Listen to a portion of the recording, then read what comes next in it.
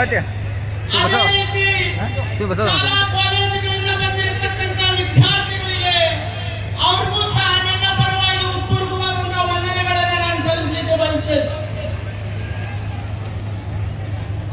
ಈ ಪೆಂಡಾಲ್ ಉತ್ಸವ ಹಳಿಯಾಳದಲ್ಲಿ ಪ್ರಸಿದ್ಧ ಅಲ್ಲ, ಬೇರೆ ಜಿಲ್ಲೆಗಳಲ್ಲಿ ಪ್ರಸಿದ್ಧ ಅಲ್ಲ, ಕರ್ನಾಟಕದಲ್ಲಿ ಪ್ರಸಿದ್ಧ ಅಲ್ಲ, ಇಡೀ ಭಾರತದಲ್ಲಿ ಪ್ರಸಿದ್ಧವಾದಂತಹ ಪೆಂಡಾಲ್ ಉತ್ಸವ ಇದು. ಈ ಪೆಂಡಾಲ್ ಉತ್ಸವದ ಕಮಿಟಿಗೆ ಕೋಟ್ಯಾಂತರ ರೂಪಾಯಿ ಕೊಟ್ಟು 10 ಕೋಟಿ 20 ಕೋಟಿ 30 ಕೋಟಿ 40 ಕೋಟಿ ರೂಪಾಯಿ ಕೊಟ್ಟು ಇದನ್ನು ಮಾಡಿ ಅಂದ್ರೆ ಯಾರು ಮಾಡಲಿಕ್ಕೆ ಸಾಧ್ಯವಿಲ್ಲ.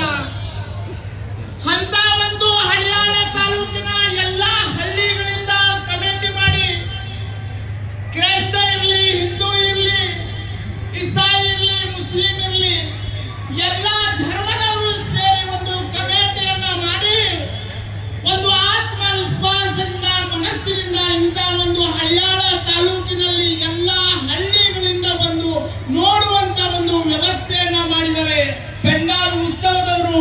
ಇವರಿಗೆ ಎಲ್ಲರ ಪರವಾಗಿ ಚಪ್ಪಾಳೆಯ ಮೂಲಕದಿಂದ ಇವ್ರಿಗೆ ಸನ್ಮಾನಿಸಬೇಕು. ಯಾಕಂದ್ರೆ ಇಂಥ ಕಮಿಟಿ ಇಡೀ ಭಾರತ ದೇಶದಲ್ಲಿಲ್ಲ.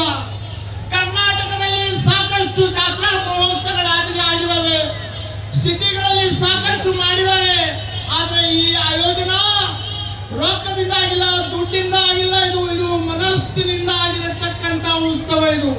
ಹಾಗಾಗಿ ಬರುವಂತ ಸಮಯಗಳಲ್ಲಿ ಇದೇ ರೀತಿ ನಮ್ಮ ಪೆಂಡಾಲ್ ಉತ್ಸವದವರು ಸತತವಾಗಿ ಹಳ್ಳಿಯಿಂದ ಇರತಕ್ಕಂತ ಹಳ್ಳಿಯಲ್ಲೇ ರೈತರಿಗಾಗ್ಲಿ, ಶಾಲಾ ಮಕ್ಕಳಿಗಾಗ್ಲಿ, ನೌಕರಿದವರಿಗಾಗ್ಲಿ ಒಂದು 5 ದಿನ ಬಂದು ಮನೋರಂಜನೆ ಮಾಡಬೇಕೆನ್ನತಕ್ಕಂತ ವಿಷಯವನ್ನ ಇಟ್ಕೊಂಡು ಇವತ್ತು ಇಂಥ ಒಂದು ಕೋಟ್ಯಾಂತರ ರೂಪಾಯಿ ಖರ್ಚು ಮಾಡಿ ನಿಮ್ಮ ಸಲುವಾಗಿ ಇಂಥ ಒಂದು ಪೆಂಡಾಲ್ ಉತ್ಸವವನ್ನು ಮಾಡಿದ್ದಾರೆ. ಇವತ್ತು ನೀವು ನೆನೆಸ್ತಿರ್ಬೇಕು, ಇವತ್ತು ಸಾಂಸ್ಕೃತಿಕ ಕಾರ್ಯಕ್ರಮ ಇದೆ. ಈ ಸಾಂಸ್ಕೃತಿಕ ಕಾರ್ಯಕ್ರಮ ಮನೋರಂಜನಾ ಕಾರ್ಯಕ್ರಮ ಅಂತೇಳಿ ನೀವು ಭಾವಿಸ್ತಿದ್ದೀರಿ. ನಾನು ಭಾವಿಸ್ತಿದ್ದೀನಿ ಇದು ಸಾಂಸ್ಕೃತಿಕ ಕಾರ್ಯಕ್ರಮ, ಮನೋರಂಜನೆ ಕಾರ್ಯಕ್ರಮ ಅಲ್ಲ. ಇದು ಎಲ್ಲ ಹಳ್ಳಿಗಳಿಂದ ಬಂದಿರತಕ್ಕಂತ ಶಾಲಾ ಕಾಲೇಜಿನ ಮಕ್ಕಳಿಗೆ ಬೆಳೆಸುವಂತ ಕಾರ್ಯಕ್ರಮ ಅಂತ ಹೇಳಿಕ್ಕೆ ನಾನು ಬಯಸ್ತೇನೆ. ಇಲ್ಲಿ ಬರುವಂತ ಸಮಯಗಳಲ್ಲಿ ಹಳ್ಳಿಯಲ್ಲಿ ಒಂದು ಸಾಂಸ್ಕೃತಿಕ ಕಾರ್ಯಕ್ರಮ ಆಗಬೇಕು.